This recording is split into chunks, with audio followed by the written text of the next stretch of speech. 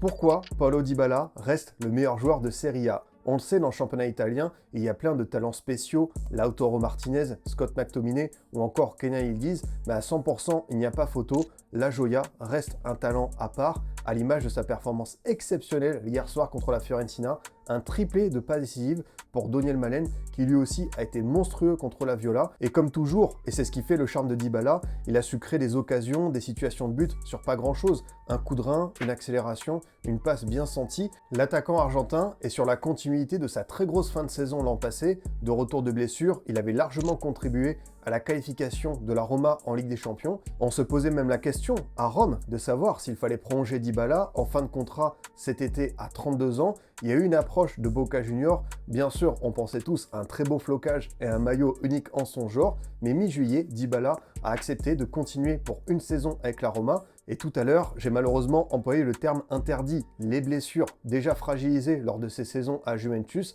l'attaquant argentin n'a pas été épargné durant les 4 dernières années à la Roma. J'ai compté en tout 21 blessures et plus de 300 jours d'absence. Même s'il n'est pas allé au bout de certaines attentes, Paulo Dybala reste un joueur référent. Repensez à son accueil par les supporters romains en 2022. Cette scène devant une foule massive, ça prouve à quel point c'est un joueur unique en son genre et une recrue pas comme les autres. Pour certains, Paulo Dybala est même un talent gâché, un joueur qui aurait dû aller bien plus haut. Je peux entendre cet avis, mais on parle quand même d'un joueur majeur des dernières saisons en Serie A, champion à 5 reprises, élu joueur de l'année en 2019-2020. Et quand on voit ce qu'il est capable d'apporter sur quelques matchs, de faire la différence à tout instant, bien sûr que ça vaut le coup de prendre le risque de continuer l'aventure avec Paulo Dybala, encore plus dans une Roma très ambitieuse. Le club de la Louve a beaucoup investi cet été durant le mercato, avec les arrivées de Rodrigo Mora, Nahuel Molina, on a aussi du Santiago Castro, Daniel Malen qui est resté, lui qui est juste irrésistible en Serie A en 2026. De quoi donner aux supporters romains de gros espoirs, et cette question, si Paulo Dybala reste à ce niveau,